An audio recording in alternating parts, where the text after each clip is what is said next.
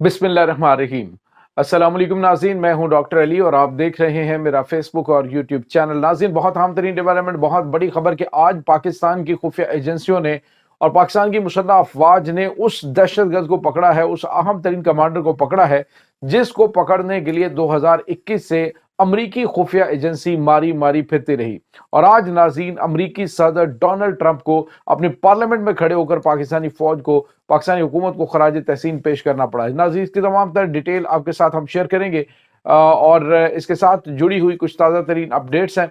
इस वक्त अफगानिस्तान जो है, वहाँ पे पाक अफगान बॉर्डर के ऊपर क्या सिचुएशन है, ये आपको बताएंगे। और नाज़रीन, दूसरी जानिब आपको ये बताते चल कि बन्नू कैंट पर होने वाले हमले में जो ISPR की जानिब से ताज़ा तरीन बयान जारी किया गया है, उसकी भी तफसीलात आपके साथ शेयर करेंगे। वीडियो की तफसील में जाने से पहले अगर आपने हमारे इस चैनल को सब्सक्राइब नहीं किया हुआ तो आपसे गुजारिश है, काइंडली इसको सब्सक्राइब कर लें और बेल आइकन को जरूर दबा दें ताकि हमारी आने वाली वीडियो सबसे पहले आप तक पहुंच सकें। नाज़रीन, हम आपके शुक्रगुजार हैं जो आप हमारे वीलॉग्स को देखने के लिए वक्त निकालते हैं और कमेंट सेक्शन में अपनी मोहब्बतों का इजहार भी करते हैं। नाज़रीन, इस वक्त जो सूरत हाल है वो बड़ी अजीबोगरीब हो गई है। एक तो आपको ये बताते चलें कि पाकिस्तान के हवाले से भारत जो पूरी दुनिया के अंदर मनफी प्रोपेगेंडा करता फिर रहा है, ख़ास तौर पे जो भारत के मुख्तलिफ बिजनेसमैन है, यहाँ तक कि इनका एक सिर्फ व्हाट्सएप ग्रुप है। नाज़रीन, वो पहले भी फेक न्यूज़ पाकिस्तान के हवाले से कनाडा के अंदर फैलाने और बाहर के मगरबी ममालिक के अंदर पाकिस्तान के खिलाफ प्रोपेगेंडा करने में पाया गया। और अब जो है उसको पकड़ लिया गया कि फेक न्यूज़ चैनल्स हैं, उनके ज़रिए पाकिस्तान के खिलाफ फेक प्रोपेगेंडा किया जा रहा था। लेकिन नाज़रीन, इसे कहते हैं जिसे अल्लाह रब्बुल इज़्ज़त ने इज़्ज़त दी होती है तो उसे उसकी इज़्ज़त जो है वो कोई घटा नहीं सकता, और जिसके मुकद्दर में ज़िल्लत हो उसकी ज़िल्लत को कोई कम नहीं कर सकता। बतुइज़्ज़ु मन तशा वतुज़िल्लु मन तशा। तो नाज़रीन, ये जो सूरत हाल इस वक्त पैदा हुई है वो ये है कि पाकिस्तान जो है वो अल्हम्दुलिल्लाह एक बड़ी प्रोमिनेंट पोजीशन में दुनिया में आ चुका है। ख़ास तौर पे जो पाकिस्तान की मुसल्लह अफ़वाज हैं उनकी कैपेबिलिटी का इस वक्त पूरी दुनिया जो है वो मुतरफ़ है कि पाकिस्तान जिस तरह से दहशतगर्दी के साथ निमट रहा है और जिस तरह से पाकिस्तान कामयाबियां समेट रहा है।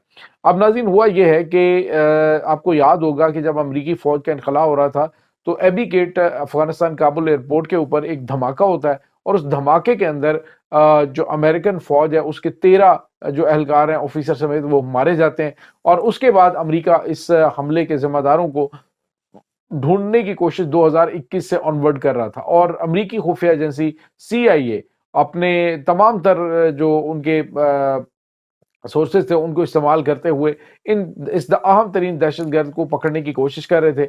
लेकिन नाज़रीन, वो उनके हाथ नहीं आ रहा था। बिलाखिर ये सेहरा पाकिस्तान की खुफिया एजेंसी ISI के सर जाता है कि उन्होंने इस दहशतगर्द को पकड़ा और उसके बाद नाज़रीन, अमरीका को वहाँ पे खड़े होकर अमरीकी प्रेसिडेंट को पाकिस्तान की फ़ौज को खराज तहसीन पहुँचाना पड़ा।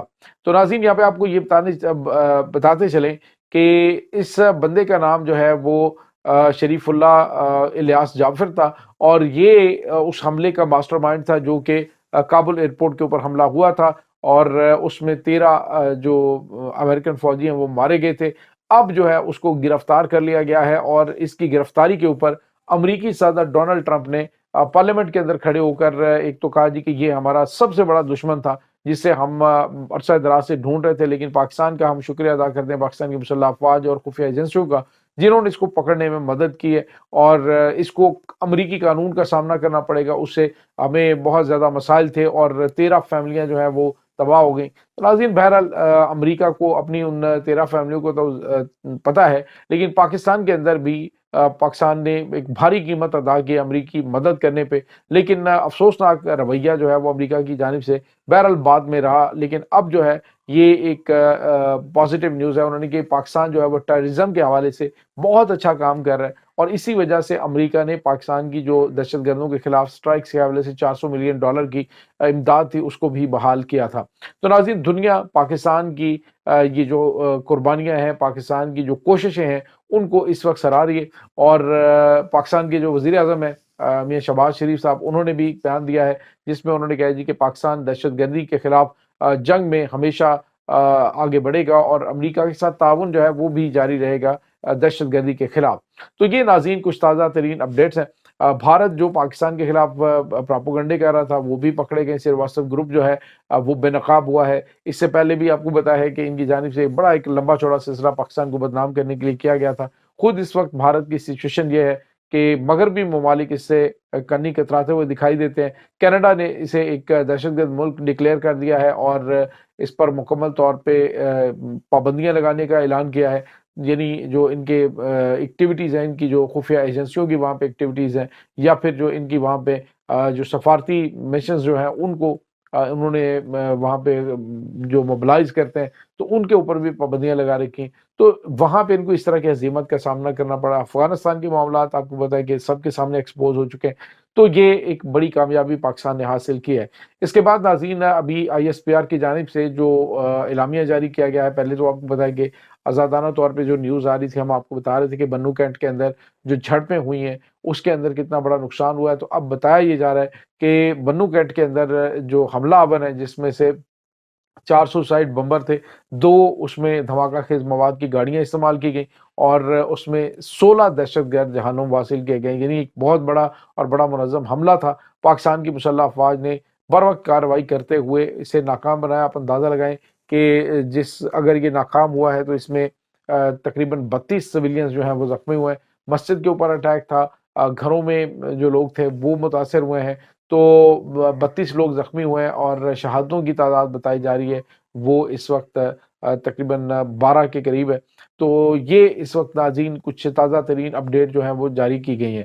ناظرین اس میں کوئی شک نہیں ہے، پاکستان کے عالمی ادارے بھی اس بات کے معترف ہیں کہ پاکستان میں دہشت گرد، خاص طور پہ جو سوسائڈ بمبرز ہیں ان کے خلاف پاکستان کی جو کیجوالٹیز ہیں، عموماً یہ ہوتا ہے کہ یہ تو ایک آنکھوں والا بم ہوتا ہے. سوسائڈ بمبر جب اٹیک کرتا ہے تو وہ تو اپنی جان ہتھیلی پہ رکھ کے آتا ہے نا، اس نے تو ختم کر دینا ہوتا ہے اپنے آپ کو. تو اس سے بچنا، اور جہاں جہاں پہ دھماکے ہوتے ہیں وہاں پہ بہت زیادہ نقصان ہوتا ہے. لیکن پاکستان میں جو کیجوالٹی ریٹ اس حوالے سے بڑا کم ہے، اور اس کی وجہ جو ہے وہ پاکستان کی مسلح افواج کی بروقت کارروائی کرنا اور دہشت گردوں کے خلاف جو آپریشنز جاری ہیں اور اس میں ان کو نقصان پہنچایا جا رہا ہے، وہ وجہ ہے کہ دہشت گرد جو ہے ان کے منصوبوں کا پتہ چل جاتا ہے اور پاکستان بروقت کارروائی کر لیتا ہے.